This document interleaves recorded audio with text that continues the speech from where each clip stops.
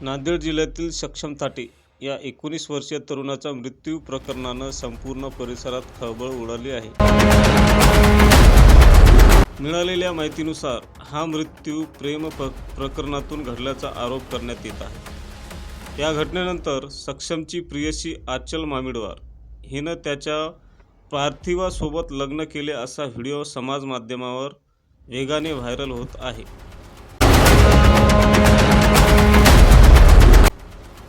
सक्षम ताटे आणि मामिडवार कुटुंबातील संबंध पूर्वीपासूनच मैत्रीपूर्ण असल्याचं सांगितलं जातं।